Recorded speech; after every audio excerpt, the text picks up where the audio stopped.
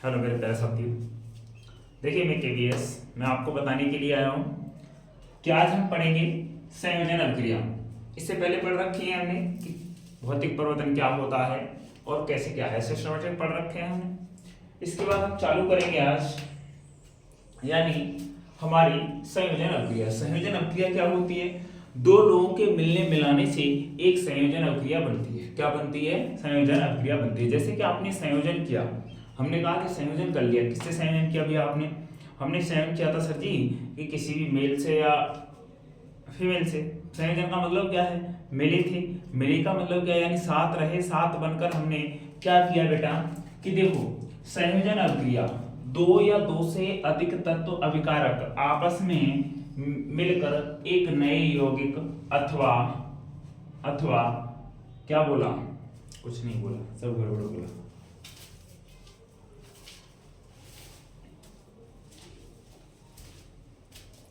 Hello मेरे प्यारे दोस्तों, नमस्कार। कैसे हो? बढ़िया हो या नहीं हो? आप सभी अच्छे होंगे आशा करता हूँ। देखिए आज लेके आए हम टॉपिक संयोजन अभिक्रिया। हमारा टॉपिक रहेगा आज का क्या? संयोजन अभिक्रिया। आप तसल्ली से समझिए, थोड़ा धैर्य बनाकर।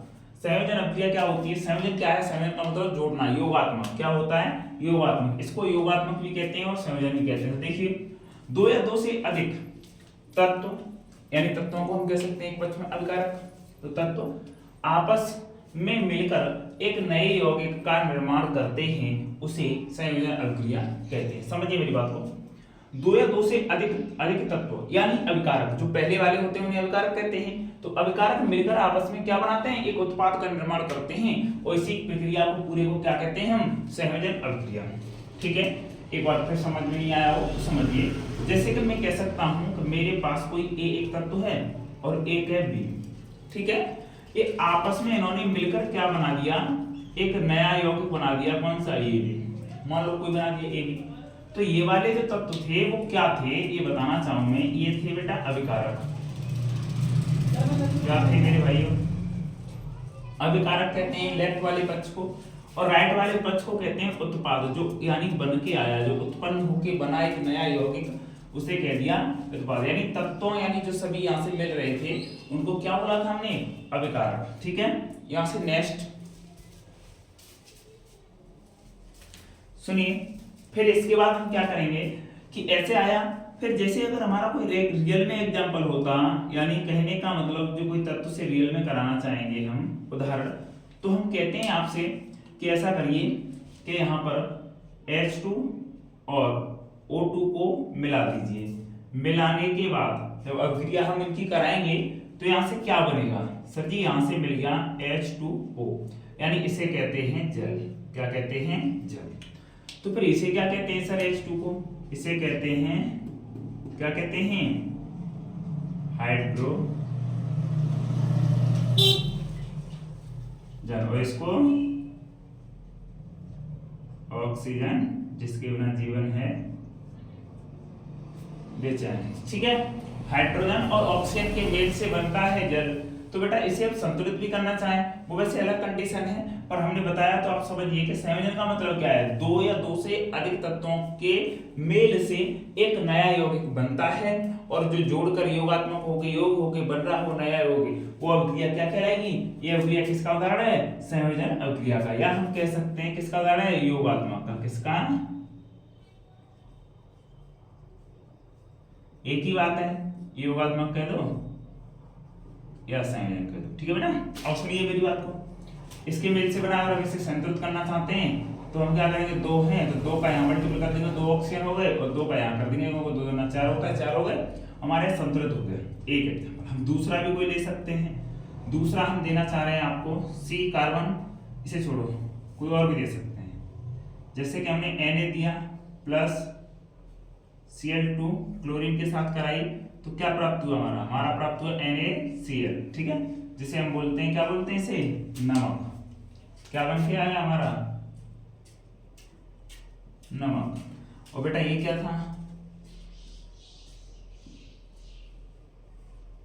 क्लोरीन। और ये क्या था? सोडियम। क्या था? सोडियम। तो देखिए हम संयोजन अभिक्रिया आपको समझाने की कोशिश कर रहे हैं और मैं आशा करता हूं कि आपकी समझ में भी आएगा।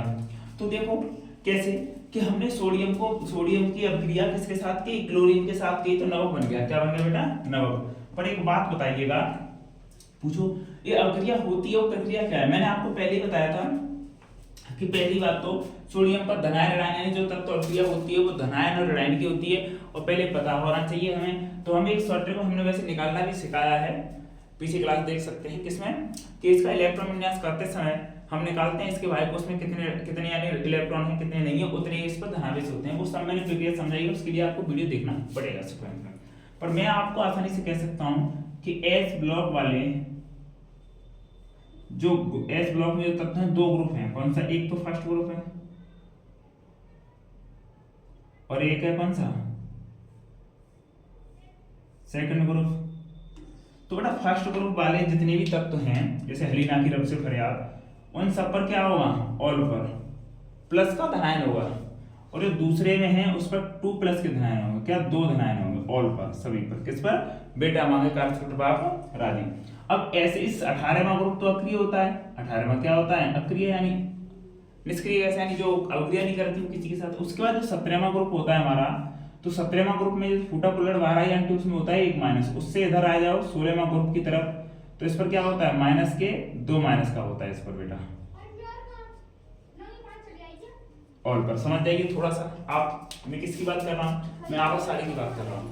तो मेरा ये सोडियम आया है हलीना की रब से फरियाद यानी फर्स्ट ग्रुप से आया है, तो फर्स्ट ग्रुप में कितने धनायन होते हैं, मैं आपको समझाना चाहूँ तो इस पर फर्स्ट धनायन होते हैं और इस पर फर्स्ट ऋणायन होता है, क्योंकि फूटा पुलट 12 या 17वां ग्रुप से है।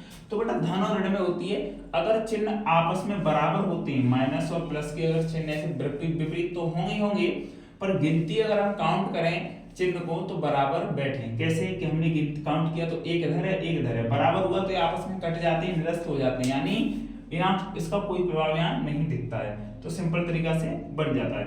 ऐसे ही इस पर क्या होता है बेटा, माइनस का सॉरी प्लस का धनायन किस पर, H पर, क्योंकि हलीना इसे आ रहा है और ये ऑक्सीजन दूसरे में आ गया, कौन से में, ओ सावधानी से टीपो, ओल्ड स्टाइल से टीपो।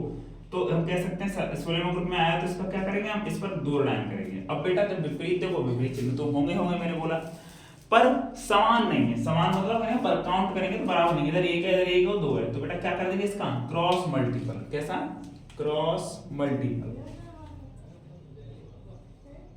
इसका इधर आएगा और इसका इधर आएगा, तो एक का तो एक होता ही है, और 2 चिन्ह थे तो H2 आ गया, ये वाला 2 नहीं गया, ये तो 2 दिखा रहा था उसे x का, इसे उसका है, तो H2 ये आया, तब बन के आया, फिर संतुलन हमने कर दिया।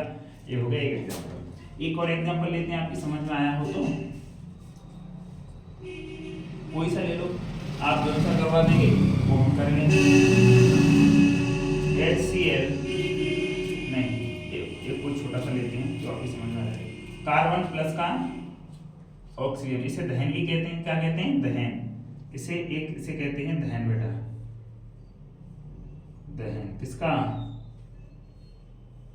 कोयले का, कोयला का दहन। तो क्या बन जाएगा यहाँ पर बेटा, कार्बन डाइऑक्साइड। तो ये क्या हो गया, गैस हो गई। क्या हो गई ये, गैस। इसका नाम है बेटा क्या, कार्बन। वैसे आप सब लोग जानते हैं, इसे नहीं जानता वो केमिस्ट्री पढ़ना बंद कर दे। इसे क्या बोलते हैं,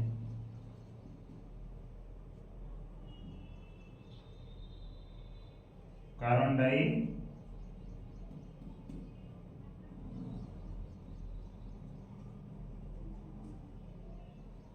ऑक्साइड, यानी गैस होती है कार्बन डाइऑक्साइड। इसे संकेत भी लिख सकते थे, इसका ठोस होता है लिखना चाहें तो, ये गैस होता है और ये भी बन के आया वो क्या है, गैस है। ठीक है बेटा, ऐसे संकेत लिख सकते हैं। तो इस पर भी क्या होता है, ऐसी सिचुएशन इस पर होती है।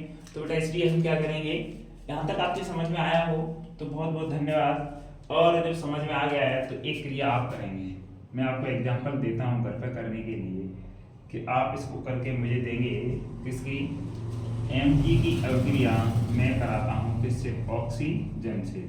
तो बता देना यहाँ पर क्या आएगा, इसमें क्या आएगा, क्या प्राप्त होगा, इसे करके दिखाना और हो सके तो संतुलित भी करना अगर आपकी समझ में आया हो तो। वैसे बहुत बहुत आशा करता हूँ आपकी समझ में आया होगा। मिलते हैं नेक्स्ट डे नेक्स्ट टॉपिक के साथ, तब तक के लिए धन्यवाद।